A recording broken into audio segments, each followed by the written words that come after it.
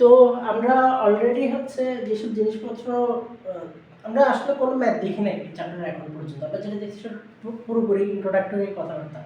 তো ওখানে কোনো ম্যাথ ছিল না। তো আমরা মোটামুটি ম্যাথ বা হচ্ছে পরীক্ষায় যেসব আসবে ওগুলো আমরা এই চ্যাপ্টার এই লেকচার থেকেই শুরু করব। তো আমাদের হচ্ছে প্রথম টপিক যেটা বলবো সেটা হচ্ছে গতিশীল আধানের উপর চৌম্বক বল। গতিশীল আধানের উপর চৌম্বক বল। আধানের উপর চুম্বক বল। এখন প্রশ্ন আসতে পারে যে আমরা গতিশীল আধান গতিশীল কেন? প্রথম কথা হচ্ছে গতিশীল কেন? এখন আমরা যে তড়িৎ প্রবাহের কথা বলতেছি, তড়িৎ প্রবাহে চার্জ কি থাকে? গতিশীল থাকে। তাহলে ওই গতিশীল প্রবাহের জন্য মানে চার্জটা গতিশীল হওয়ার কারণে ওটার কোনো একটা ম্যাগনেটিক ইফেক্ট থাকে। ঠিক একইভাবে একটা সিঙ্গেল চার্জ, আচ্ছা দেখি ওকে ভিডিও ঠিক আছে। আচ্ছা তাহলে একটা গতিশীল চার্জ এটার উপর যদি একটা চৌম্বক ক্ষেত্র কাজ করে তাহলে এটা অবশ্যই একটা বল লাভ করবে। ঠিক আছে, ওকে। যেমন ধরো মনে করো এরকম নর্থ টু সাউথ, ওকে, চৌম্বক ক্ষেত্র এরকম দাগ টানলে সারাদিন ধরেই দাগ টানা যাবে, অসংখ্য বল রেখা আঁকা যাবে। তো চৌম্বক ক্ষেত্র সাধারণভাবে চৌম্বক ক্ষেত্রকে বি দিয়ে প্রকাশ করা হয়। চৌম্বক ক্ষেত্র এবং এটা একক হচ্ছে টেসলা, নিকোলা টেসলা, মানে বিখ্যাত হচ্ছে তড়িৎ পদার্থবিজ্ঞানী, ও ওর নাম অনুসারে হচ্ছে ইয়ে করেছে। চৌম্বক ক্ষেত্রকে আমরা বি দিয়ে প্রকাশ করি। এটা অবশ্যই ডিরেকশন আছে, অবশ্যই ডিরেকশন থাকবে। যেমন এটা যদি আমি উল্টাই দিই তখন তীর চিহ্নগুলো উল্টা দিতে হবে আর কি, north two south, south two north, এটা যদি উল্টাই দিই আর কি। সেই ইউনিট হচ্ছে টেসলা।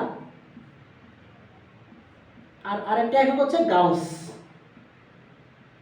মনে রাখতে হবে এক টেসলা এটা হচ্ছে এসআই ইউনিট, এসআই ইউনিট। এক tesla equal to 10 to the power 4 gauss. ঘটনা বুঝাইতে পারছি? এটা এটা হচ্ছে এই ইউনিটের এই আমরা টেসলা লিখতে লিখতে অনেক সময় গাউসের ব্যাপারটা মাথায় থাকে না।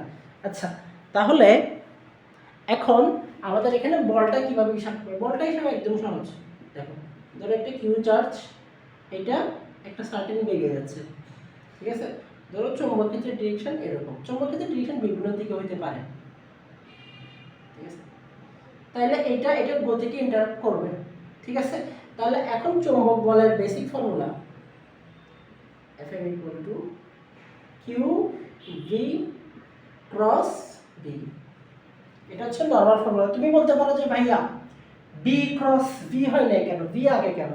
কারণ এই চৌম্বক ক্ষেত্রের কারণে এটার গতিবেগের দিকটা পরিবর্তন হওয়ার একটা টেন্ডেন্সি থাকে, কারণ সে বল লাভ করবে, সে বল লাভ করলে অবশ্যই আগের দিকে যাবে না, ঠিক আছে। তাহলে এটা যদি টিটা হয়, এটা যদি কি হয় টিটা হয়, তার মানে বি থেকে বি এর দিকে, তার মানে একটা বেগ যাচ্ছিল, ওর উপর চৌম্বক ক্ষেত্র দিলাম, ওর অরিজিনাল দিক থেকে শিফট হবে, অরিজিনাল দিক থেকে শিফট হবে। কথা হচ্ছে ভাইয়া কোন দিকে শিফট হবে এটা কেমনে বুঝবো? মানে এখন দেখো তাহলে ভি ক্রস বি, তাহলে এফ এম এর ভ্যালু, এফ এম এর হচ্ছে ভ্যালু হচ্ছে Q V B sine theta. এখন একটু দেখো, তোমার হয়তো হচ্ছে মাথায় আসতে পারে যে ফোর্সের ডিরেকশন কোন দিকে। ফোর্সের ডাইরেকশন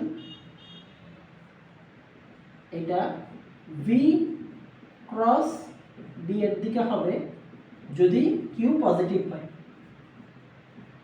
যদি কিউ এটা পজিটিভ হয় তাহলে ভি ক্রস বি যেদিকে ম্যাগনেটিক ফোর্সও একই দিকে, আর নেগেটিভ ভি ক্রস বি এটা হবে যদি কিউ ইকুয়াল টু নেগেটিভ হয়। তাহলে ফোর্সের ডিরেকশনটা অবশ্যই এটা কি পজিটিভ চার্জ নাকি নেগেটিভ চার্জ এইটার উপর নির্ভর করে, ফোর্সের ডিরেকশন পজিটিভ আর নেগেটিভ চার্জের উপর নির্ভর করে। ওকে, ঠিক আছে, তাহলে হচ্ছে আমরা মানে এটা যদি V cross B A cross B করলে তো আমরা নরমালি এরকম হবে এফএম। ঠিক আছে, আচ্ছা বুঝতে পারলাম। তাহলে এখানে ফ্যাক্টর কি কি? একটা হচ্ছে ভেলোসিটি, একটা হচ্ছে ম্যাগনেটিক ফিল্ডটা কোন দিকে, মানে কত হচ্ছে ধরো এখানে একটা চার্জ আছে কিউ, বি বেরিয়ে যাচ্ছে। ঠিক আছে, ম্যাগনেটিক এখানে যেহেতু একটা চৌম্বক ক্ষেত্র আছে, চৌম্বক ক্ষেত্র যেহেতু আছে, এইটার অবশ্যই একটা ফোর্স ফিল করবে, এটা অবশ্যই কি ফিল করবে? ফোর্স ফিল করবে। ঠিক আছে, আচ্ছা যেমন ধরো আমি তোমাকে এরকম করে কোশ্চেন করলাম, হচ্ছে কোনো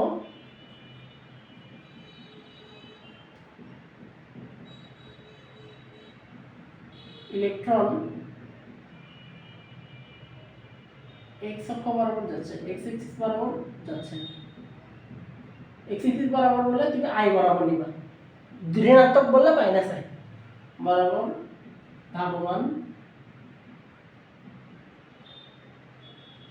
নেগেটিভ কে বরাবর চৌম্বক ক্ষেত্র প্রয়োগ করা হচ্ছে। চৌম্বক ক্ষেত্র প্রয়োগ করা হলে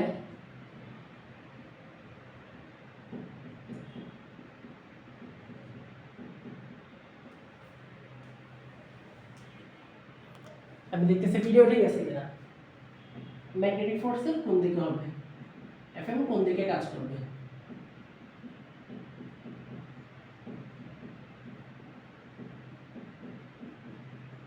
ঠিক আছে, তো তাহলে নেগেটিভ আগে একটা মাইনাস নিবা, তো কিউ না, এই যে কিউ এর আগে একটা এই যে এরকম একটা মাইনাস নিবা, মাইনাস, এবং ভি ক্রস বি, ভি কোন দিকে এক্স অক্ষ বরাবর, তার মানে কি আই ক্রস বি, বি কোন দিকে নেগেটিভ কে, তাহলে মাইনাসে মাইনাসে কি প্লাস, তাহলে হবে কি আই ক্রস কে এ বরাবর, তাহলে K cross I, K cross I যদি জে হয় তাহলে আই ক্রস কে হবে উল্টা নেগেটিভ জে, বুঝতে পারছি? তার মানে ম্যাগনেটিক ফোর্স হবে নেগেটিভ জে বরাবর। এটা একটা এমসিকিউ প্রবলেম। ঠিক আছে, আচ্ছা তারপর এখন এখানে আমরা লরেন্স বল বলে একটা কথা আছে, লরেন্স বলটা একটু দেখি। তাহলে সোজাভাবে চিন্তা করলে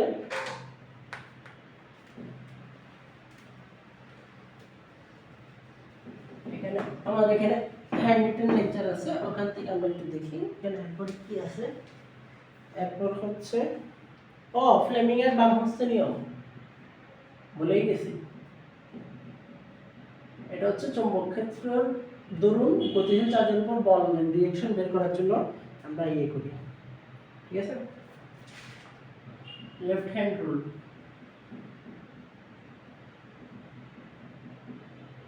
টু ফাইন্ড ফোর্স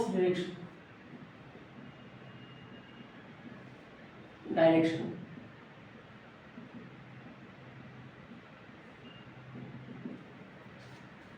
তো এইটা হচ্ছে আমরা এভাবে বের করব। দেখো এটা হচ্ছে ধরো একটা আমি এভাবে দেখাই, এটা বাম হাত, এটা বরাবর বেগ, এটা বরাবর চৌম্বক ক্ষেত্র, তাহলে এটা বরাবর ফোর্স ভি ক্রস বি সমান এফ, বুঝতে পারছি? এই যে এরকম আর কি, তাহলে আঙ্গুলগুলো আর কি এরকম, বৃদ্ধাঙ্গুলি, একটা আঙ্গুলি, একটা আঙ্গুলি এরকম, এটা বরাবর যদি বি হয়, এটা বরাবর যদি বি হয়, পজিটিভ চার্জের জন্য হবে কি, এটা বরাবর হচ্ছে এফ, বুঝতে পারছি? For positive charge. আর একটা হচ্ছে লরেন্স বল, এগুলো সবগুলো খাতায় সুন্দর মতো লেখা আছে।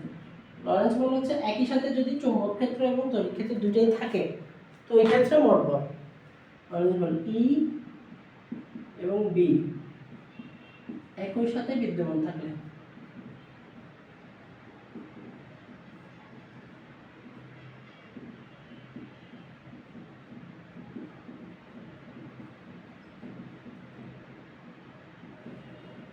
মোট বল, তাহলে ওটা হচ্ছে F Lorentz, F L equal to magnetic ফোর্সের সাথে কি যোগ, ইলেকট্রিক ফোর্স যোগ, ম্যাগনেটিক ফোর্স কি কিউ ভি ক্রস কি বি, আর এটা কি কিউ ই, যোগ করো Q V cross B plus কি ই। ঠিক আছে, এখন কথা হচ্ছে লরেন্স ফোর্স জিরো হওয়ার কন্ডিশন কি, লরেন্জ ফোর্স 0 হওয়ার কন্ডিশন।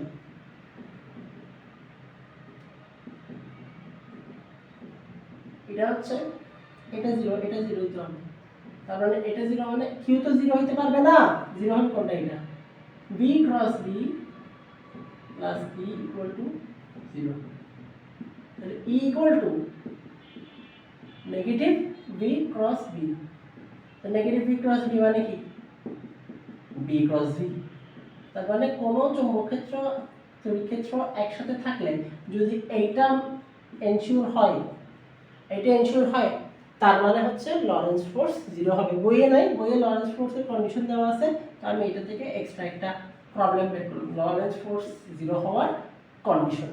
ঠিক আছে, এখন এইটা রিলেটেড একটা অঙ্ক আমরা দেখবো। আমরা এই চ্যাপ্টারে এখনো কোনো অঙ্ক দেখি নাই, আমরা প্রথম অঙ্ক দেখবো মেইনলি এটা ব্যবহার আর লরেন্জ ফোর্সের দুইটা মিলাই প্রবলেম দেখবো। ঠিক আছে।